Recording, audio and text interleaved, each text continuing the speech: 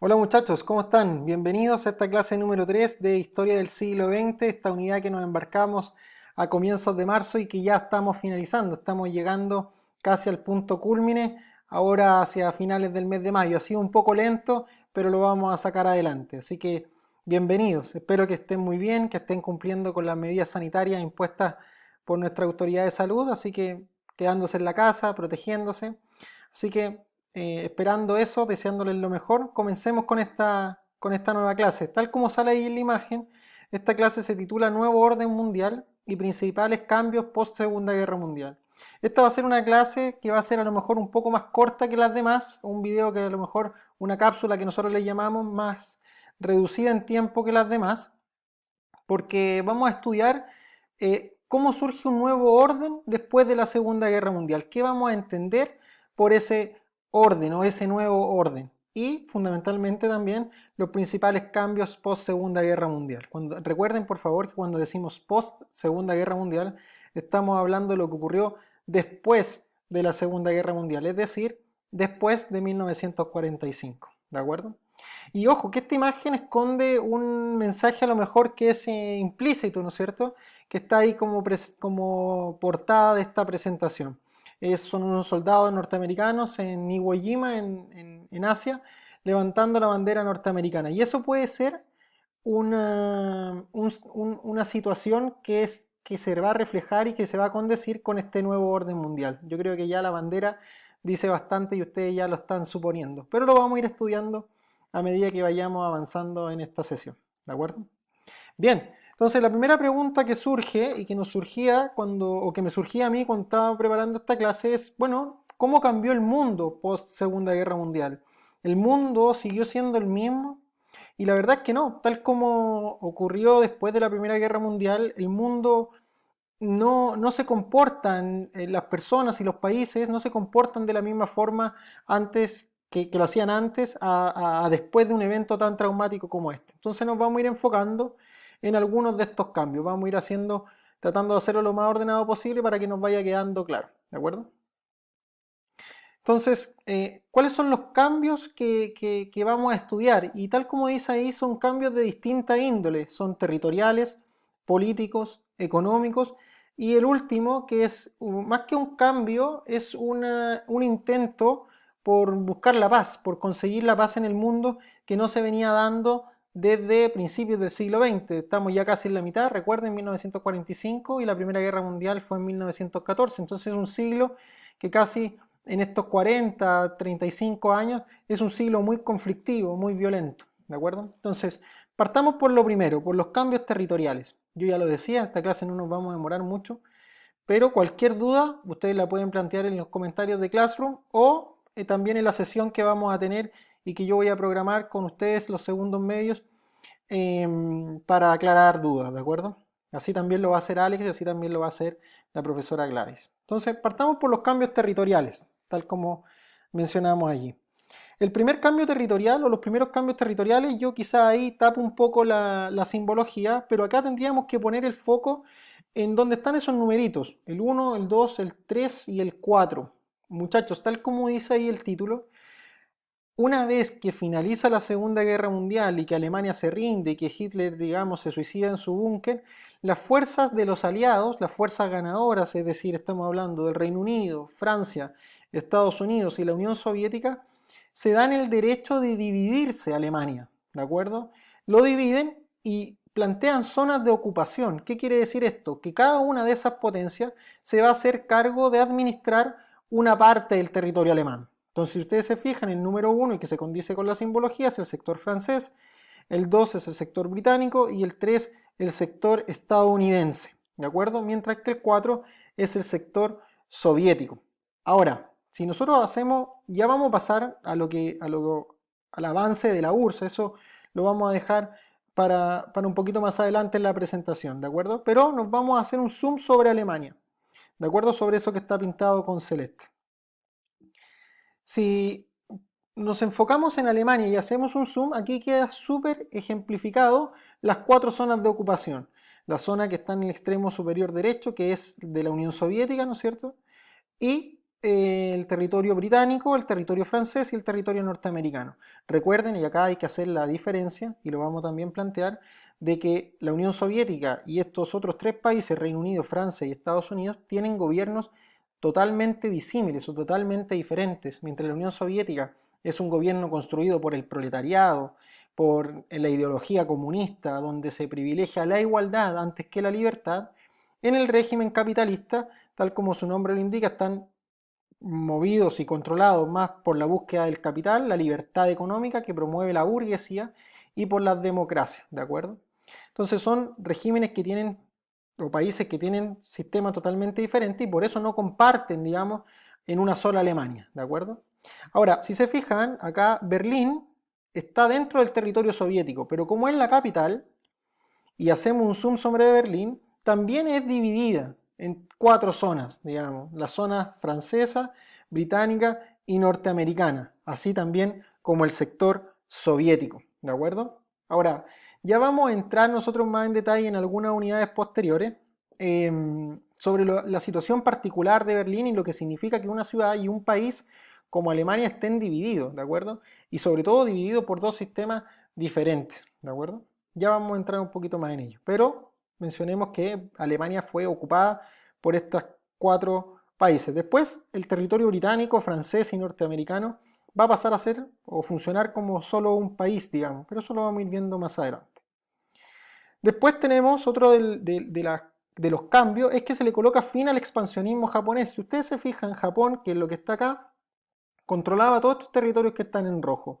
Una vez terminada la Segunda Guerra Mundial, Japón va a ser solamente confinado, digamos, a su isla, a la isla japonesa, y va a contar con el protectorado de Estados Unidos, ¿de acuerdo? Entonces todo esto va a volver a ser territorio de los países que allí habitaban, ¿de acuerdo? Ahora, pasemos un poco a los cambios políticos, ¿de acuerdo? Nos vamos a adentrar, ya decíamos, los cambios territoriales, si se fijaron ustedes allí, era más que nada la división de Alemania, y ahora nos vamos a adentrar en estos cambios políticos que parecen ser también muy interesantes. El primer cambio político, muchachos, es que los fascismos, es decir, el régimen de Mussolini, el régimen de Hitler, caen, son destruidos, ¿no es cierto?, por estas potencias aliadas. Pero una vez que termina la guerra, en 1945, los dos países que surgen como victoriosos, como países que lograron finalmente la victoria, son estos dos que están acá, la Unión Soviética y Estados Unidos.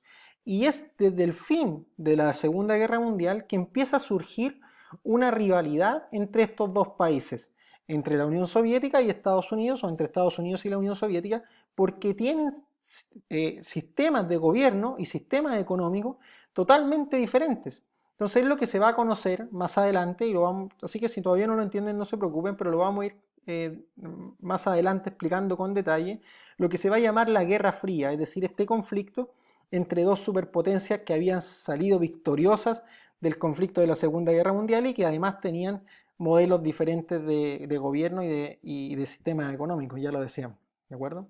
Fíjense lo que plantea Richard Overy acá.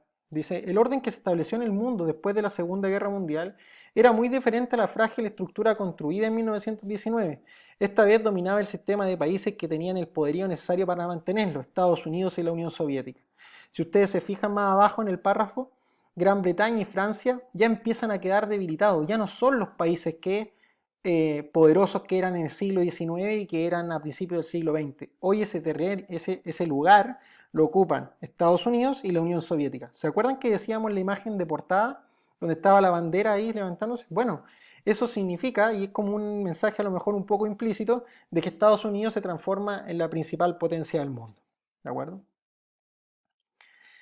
Surgen entonces estos nuevos líderes mundiales, muchachos. Si se fijan, acá se produce una división en Europa entre países que apoyan y que tienen sistemas capitalistas y democráticos como el de Estados Unidos y países que van a estar bajo la esfera o bajo el dominio de la Unión Soviética, ¿de acuerdo? Que van a mantener un régimen comunista y un régimen más que capitalista centrado en la igualdad, donde el Estado controla los medios de producción y las empresas, ¿de acuerdo? Para beneficiar al proletariado y beneficiar a todos los ciudadanos. En cambio, el capitalismo, ya lo sabemos, es la burguesía y el libre mercado, ¿de acuerdo? Entonces se provoca acá lo que Winston Churchill llamó el telón de acero, ¿Y qué es el telón de acero? Una barrera imaginaria, porque no hay ningún telón, digamos, barrera ahí física, salvo en Berlín, que la vamos a ver después, que divida lo que son los países de la Europa oriental, es decir, hacia el oriente, que son controlados por la Unión Soviética o dominados,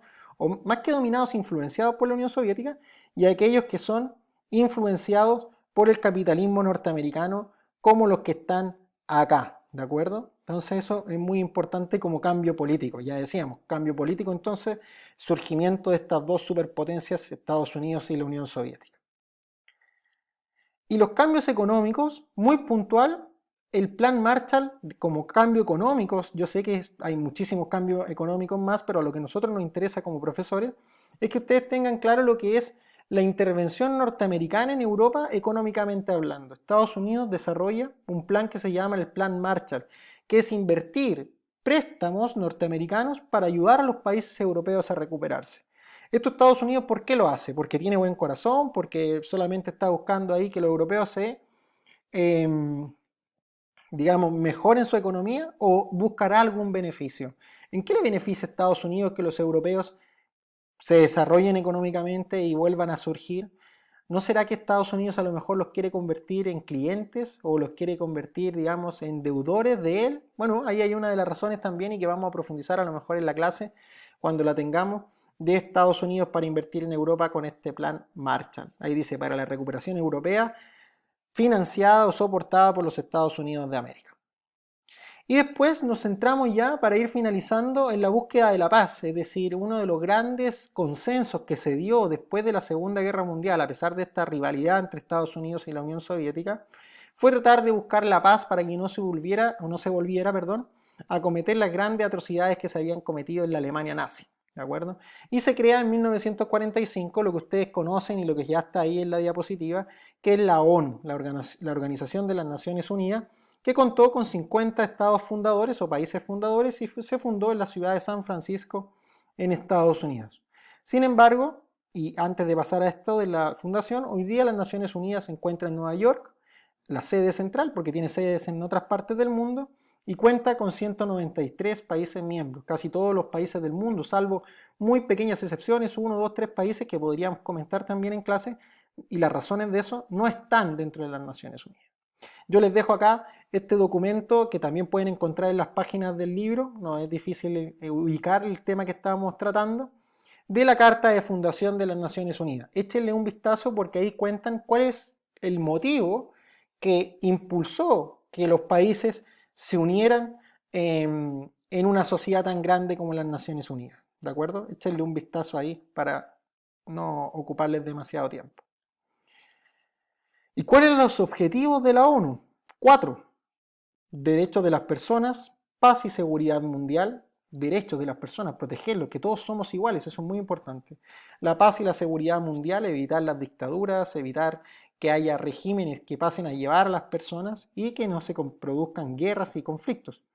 La libre determinación, punto muy importante, es decir, que cada país tiene libre derecho de gobernarse como estime conveniente y como lo estime su pueblo, y la cooperación internacional. ¿De acuerdo? Muchachos, entonces, para cerrar y en definitiva, tener muy claro los cambios territoriales en la división de Alemania, también de Berlín, en el cambio político, el surgimiento y la rivalidad de estas dos superpotencias y la influencia de Europa, en el cambio económico, el plan Marshall y los intereses de Estados Unidos por ayudar a los europeos, súper importante. Y en el punto 4, el tema de la búsqueda de la paz y la creación de la ONU. Si ustedes sienten que no hemos avanzado mucho en la creación de la ONU, tranquilidad. ¿Por qué? Porque la próxima clase va a ser solamente de la ONU y de derechos humanos. Así que les dejo, ahí ustedes le ponen pausa después del video, esta frase de la declaración o parte de la declaración de los derechos humanos para que le echen un vistazo y la podamos conversar en la clase que vamos a tener en vivo o en la próxima clase que yo les voy a enviar o que les vamos a enviar con Alex y con Gladys. ¿De acuerdo? Así que un abrazo, cuídense, que estén muy bien, los extrañamos y ya nos estamos viendo en una próxima clase. Que estén muy bien.